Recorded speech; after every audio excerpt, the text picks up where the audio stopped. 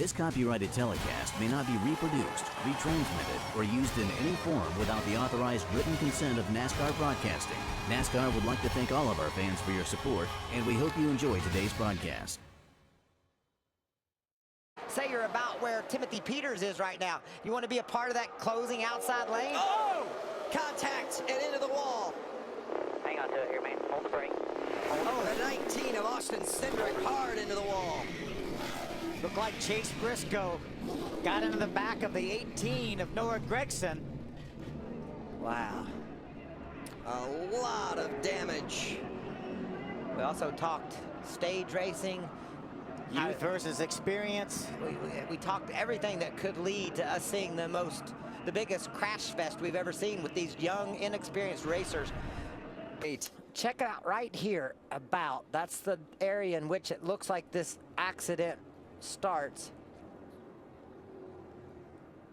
Right there, just an awkward push from the 29 truck of Briscoe into Gragson, and these guys scatter from there. The track gets blocked. You hit that grass over there, it tears the nose off the truck. Look at that wreck. They're still wrecking late into it. Down in the grass. As Christopher Bell makes the move on the outside. That move would have never been made a year ago, Phil. They would have just bided their time, rode in line, nothing to gain at this point a year ago. This is what stage racing is all about. There's 10 points on the line and one precious playoff point here for the guy that wins this stage. Oh, and they're going to crash. Bell and Moffitt contact, and the caution is out. And for the second year in a row, Christopher Bell involved in an accident. Significant damage to the 7 of Moffitt. I don't think there's a great deal of damage to Christopher Bell's truck, but Brett Moffitt, more than likely, is terminal. He's done. Bell, for the second year in a row, Vince, all 4 wheels off the ground. This is just bump drafting gone bad. Watch the 23 of Spencer Gallagher. Like he might have just got into the back end of that 7 truck. He just got out enough. He got out to the right side of the bumper, Vince, and I think that's what turned Brett Moffitt around. Luckily, no more than just a couple. Mood. The least important part was speeding on exit, and that's what they did. Oh, there it goes. Contact between Peters and Bell. Can Bell gather it in? Definitely some contact. And the 5 of Corbin Forrester through the grass tears up the front end of that. A lot of damage to Bell's truck. I don't know that he was trying to pit or not, Phil, but he got... I don't think he was. I think he just had a little bit of help. Got real low on the track. Yeah. That's where we talked about where you can't have any bumping. You're in the banks. You come to the flat of the exit of 4. So vulnerable right there. Watch the replay here. The Timothy Peters in that white truck. He got a little bit sideways, I think, Mikey. Yeah, just loose. And Peters just does an amazing job of avoiding this accident. And then Corbin Forrester would just really know where to go. Yeah. Look at all the damage the grass did to the 5 of Forrester's truck. Right. So I wonder if Matt Crafton says, well, if I pull out, can Timothy really help me enough with that damage to his truck? He can hang with me really well right now, especially with somebody behind pushing Timothy. And if I'm Matt Crafton with my experience and Timothy Peters behind me. Oh, John Hunter Nemechek is around. No caution yet. There's the caution. And the caution is out. You see all the damage that Nemechek has suffered throughout the course of the night already. Well, here's the big question. We've seen teammates work together all night long. The leader of the race take the outside. The guy in second, let him in when they throw the green. There's only going to be a couple of laps to go. Have that inside line, but I'm going to take the outside. You have to let me in. Does he trust that he gets let in? There's John Hunter. Just gets a little bit loose coming off the corner. It gets away from him. His dad, Joe, did an amazing job to avoid him. And that's right there where we talked about exiting the corner from the bank to be able to get right behind Sauter, but not so hard that Sauter can't get over.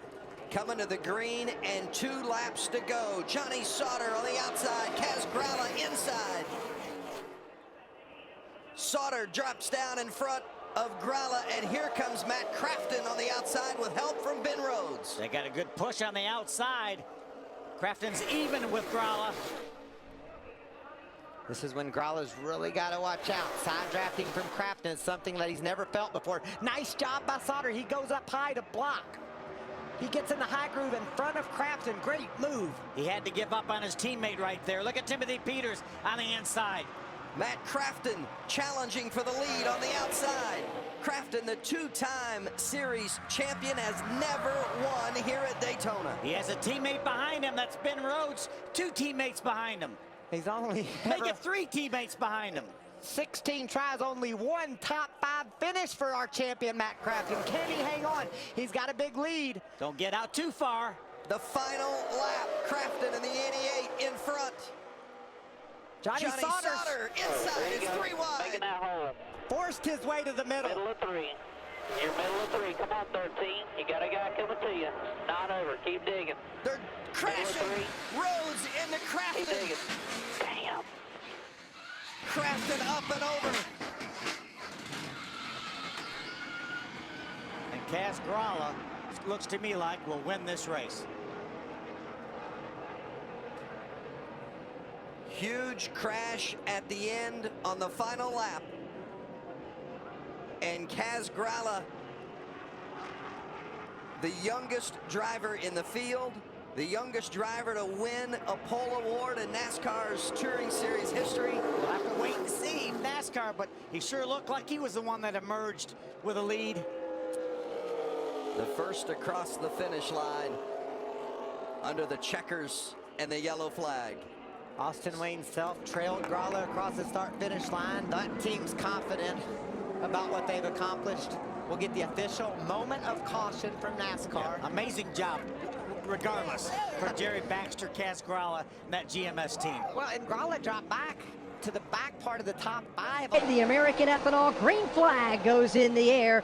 The blue and yellow colors of Goodyear. Ryan Truex, the race leader. He's on the inside lane. The bright green colors of Johnny Sauter's on the outside. The youngster on the bottom, Ryan Truex, veteran Johnny Sauter, top side. Row 2, veteran Timothy Peters. Top side, the youngster Christopher Bell. Nobody gets the break. They're inches apart to the super stretch. Johnny Sauter needs more help in that outside line. He's only got one other truck there with him. Everybody goes downstairs, and Sauter's losing ground. Truex away with the lead. Peters to second. Riding in third right now, Parker Kligerman, and they're side by side for 4. Kligerman up to the 4th spot. Then it's Johnny Sauter, first truck in that outside lane. He is in that position. Now the outside lane beginning to build some speed off of turn 4. Apparently they knew what they were doing when they picked the lanes. That they did. White flag is in the air one more time around Daytona. Here comes Sauter now to the outside. That's where he's been strong, and trucks are out of control as they head off to turn 1. One truck flipping end over end, side by side, barrel rolling down. A number of other machines are in the fence. The truck that went upside down is down out of our line of sight. Impossible to identify at this point, but a massive crash at the entrance to turn 1. It was Christopher Bell who went barrel rolling down the short chute between the tri-oval and turn number 1. Christopher Bell with a wild ride, barrel rolling and then going end over end. The truck came to rest on all 4 wheels. The window net is down on Christopher Bell's truck. The safety team's already there, and Christopher Bell is now climbing out of his truck after a wild ride, headed off into turn number 1. Thank God he is okay. Indeed, a wild ride. Johnny Sauter is the race winner. He had already crossed the start-finish line. White flag was in the air, and as you know the rule, the next flag that you see must only be the checkered flag. So Johnny Sauter picks up his 11th career win. But Dave Moody, man, you had trucks about as tall up there as you are. To turn to pit road. Here comes the Geico restart, and here's Dave Moody. And Kaz Grala, as expected, is the dutiful teammate. He allows Johnny Sauter to slide down across his nose. Sauter to the lead. The battle now for second. Grala on the inside. Matt Crafton up high. It is a rugby scrum right at the tailgate of Johnny Sauter. Here comes Matt Crafton. He's got drafting help in the outside line. Sauter goes to block. They almost make contact off turn 2. Working the way on the super stretch. All hands on deck for everybody at the front of the field. outside lane, advances, but they're side by side. Here comes Matt Crafton. Side by side for the top spot, and he has drafting help from his Thor Sport Racing teammate in Ben Rhodes topside, and Grant Enfinger, third truck in the outside. Johnny Sauter battling back on the bottom. Matt Crafton has not led a lap all night. That is about to change. Here he comes, rocketing around from the high side. He takes the white flag as the race leader. 1 lap to go here at Daytona with Matt Crafton leading the charge to turn 1. Matt Crafton now faces a challenge 3 wide for the lead at Daytona. Johnny Sauter up the middle. Ben Rhodes on the outside. Sauter with no drafting help. Everyone's leaning on each other off turn 2. And now they're beginning to crash. One truck goes sliding wildly. One truck is in the air. Matt Crafton upside down. Comes back on all fours. No more than 12, maybe 13 trucks involved in the incident. Everybody crashes and slides down the backstretch. Ben Rhodes got turned sideways, came back up the track, hooked the leader, Matt Crafton. Crafton's truck flew into the air, flipped entirely over in midair, and landed back on its wheels. We are under caution and heading to overtime. The Nextera Energy Resources 250, no caution and checkers are out. Final lap was underway, and Kaz Gralla, the dutiful teammate, is going to go to victory lane for GMS Motorsports. Kaz Gralla, 18 years of age, out of Massachusetts, Westboro, Massachusetts to be precise, started from the pole here this evening. He's a rookie driver, comes into Daytona, wins the pole, and wins the race, scores his first career victory. Let's check in downstairs. This copyrighted telecast may not be reproduced, retransmitted, or used in any form without the authorized written consent of NASCAR Broadcasting. NASCAR would like to thank all of our fans for your support, and we hope you enjoy today's broadcast. This has been a special presentation of ABC Sports, spanning the globe to bring you the biggest events in the wide world of sports.